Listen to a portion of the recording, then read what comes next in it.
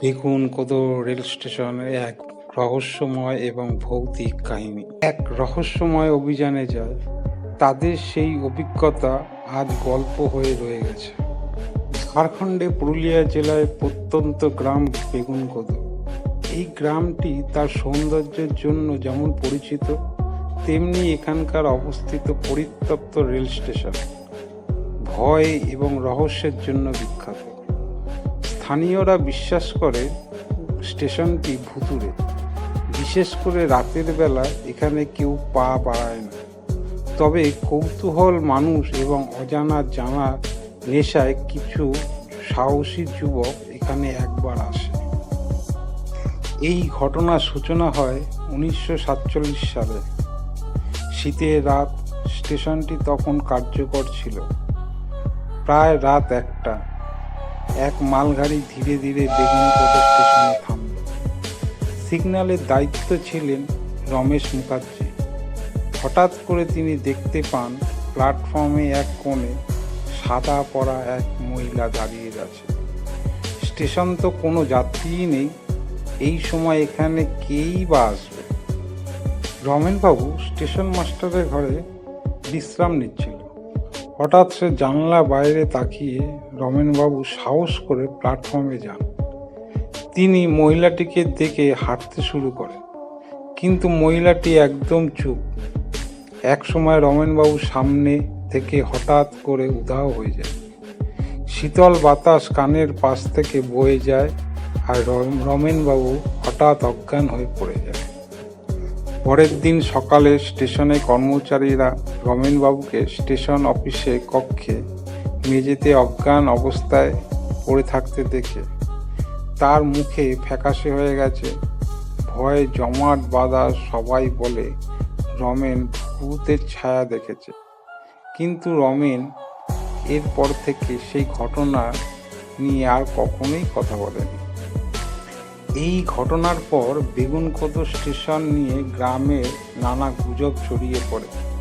কেউ বলে স্টেশনে নিয়ে পুরনো কবরস্থান রয়েছে, কেউ বলে ব্রিটিশ আমলে এখানে একটি অদ্ভুত বহু মানুষ মারা গিয়েছে, তাদের আত্মা এখন এই স্টেশনে ঘুরে বেড়ায়। স্থানীয়দের মধ্যে এক বয়স্ক মহিলা, যার নাম সরোজিনী দেবী, তিনি বলেন এই স্টেশনে রাতে কেউ আসতে সাহস পায় না। আমি শুনেছি একবার রাতে এখানে এক দম্পতি ট্রেনে ধরতে গিয়েছিল, তারা আর ফিরে যায়নি। সেই রাত থেকে তাদের আত্মা দেখা গিয়েছে এই প্ল্যাটফর্মে। এই প্ল্যাটফর্মে ভূতের রহস্য অভ্যর্থন করার জন্য এই 4টে ছেলে এই প্ল্যাটফর্মে আসে। সাল 2024 সালের কথা। রাজু নামে এক কৌতূহল যুবক স্টেশনটিকে রহস্য উত্থান করতে জন্য বন্ধুদের নিয়ে সেখানে এক রাত্রি কাটানোর সিদ্ধান্ত নেয়। তারা 4 জন, রাজু, মধু, সোনু এবং বিপ্লব। রাত 11টা, তারা টর্চ আর স্টেশনটি প্রায় ধ্বংসপ্রাপ্ত হয়ে গেছে। প্ল্যাটফর্মে ঘাস এবং আগাছা পড়ে গেছে। চারদিকে ঝিঝি পোকার আওয়াজ ছাড়া আর কিছুই শোনা যায় না। তারা ঠিক করলো প্ল্যাটফর্মে এক কোণে বসে রাত কাটাবে। রাজু তার ক্যামেরা চালু করলো, চারপাশে ভিডিও রেকর্ড করতে শুরু করলো। হঠাৎ তারা শুনতে পেল দূর থেকে কোথাও এক মহিলা কাঁদছে এবং খুব ঊর্ধ্বশ্বাসে কাঁদছে সে ভয়ানক আওয়াজ। এই মহিলার কান্নার আওয়াজ ক্রমশ স্পষ্ট হতে লাগলো। মধু ভয়ে উঠে দাঁড়ালো। একটা কোথা থেকে আসছে, এমন তো কেউ নেই। সোনু তার টর্চ জ্বালিয়ে আওয়াজটার দিকে এগোতে লাগলো আর বলল, ভয় পাস না ভাই, চল আমরা এগিয়ে যাই। তারা সবাই একসঙ্গে আওয়াজের উৎস খুঁজতে লাগলো। তখনই প্ল্যাটফর্মে এক কোণে সাদা শাড়ি পরা একটি সুন্দর মহিলাকে দেখতে পেল তারা। রাজু হঠাৎ চিৎকার করে বলল, কে তুমি? কে? এরকমভাবে কাঁদছো কেন? কিন্তু মহিলার কোনো উত্তর দিল না। রাজু সাহস করে এগিয়ে যেতে লাগলো। হঠাৎই মহিলা ঘুরে দাঁড়ালো। তার মুখে একেবারে অস্বাভাবিক, তার দুখানা চোখ থেকে ক্রমশ রক্ত বেরোতেই লাগছে। সবাই আতঙ্ক হয়ে পিছু হাঁটতে শুরু করলো। তার মধ্যে রাজু বলল, আস্তে, দৌড়াস না, ভয় পেলে চলবে না। তারা ভয় পেয়ে দৌড়াতে শুরু করলো। দৌড়াতে গিয়ে হঠাৎ বিপ্লব হোঁচট খেয়ে পড়ে যায়। টর্চের আলোয় তারা দেখতে পায় স্টেশনে এক পুরনো দরজা। সেটি অনেক বছর ধরে বন্ধ রয়েছে। দরজার সামনে কিছু অদ্ভুত চিহ্ন আঁকা। এই দরজাটা খুলতে হবে। হয়তো এই রহস্যের উত্তর এখানেই আছে, রাজু বলল। সবাই মিলে দরজাটা ধাক্কা দিয়ে খুলল। ভেতরে ঢুকতেই তারা অনুভব করলো ভেতরে মনে হয় কিছু একটা আছে। চারদিকে হাওয়া বইতে শুরু করলো এবং হাওয়াটা খুব ঠান্ডা। তাদের গা হাত পা ঠান্ডা কনকনে কাঁপতে শুরু করলো। কক্ষটির ভেতরে ধুলো জমে আছে। একটি পুরনো কাঠের টেবিল এবং তার উপরে কিছু কাগজপত্র চারদিকে অগোছালো অবস্থায় ছড়ানো রয়েছে। কোণে একটি ট্রাঙ্ক পড়ে রয়েছে। রাজু সেই ট্রাঙ্কটার দিকে হঠাৎ তাকিয়ে দেখলো কিছু জানি একটা অদ্ভুত একটা ব্যাপার। রাজু ট্রাঙ্কটি খুলতেই তার মধ্যে একটি হাড়ের কঙ্কাল দেখতে পায়। হঠাৎই কনকনে হাওয়া বইতে থাকে। ভারী হাওয়া, দরজাটায় বন্ধ হয়ে গেল। রাজু অনুভব করলো কেউ যেন তাদের কানে ফিসফিস করে কিছু বলছে।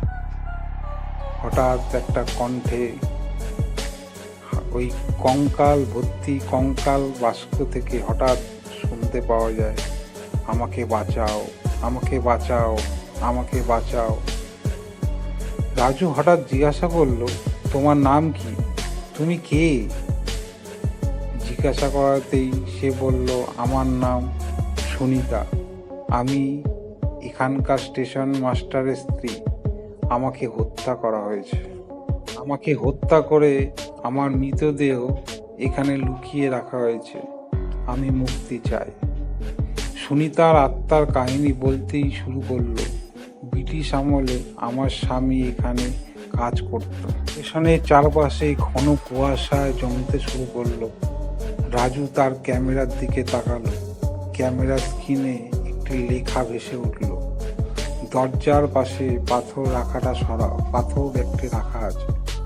পাথরটি সরালেই দরজাটা খুলে যাবে। রাজু পাথরটিকে সরাতে চেষ্টা করলো, সরাতে পারল না। রাজু দুজনে মিলে পাথরটাকে সরালো। সরাতেই দরজাটা খুলে গেল। তারা দ্রুত কঙ্কালটি নিয়ে স্টেশনে বেরিয়ে এলো।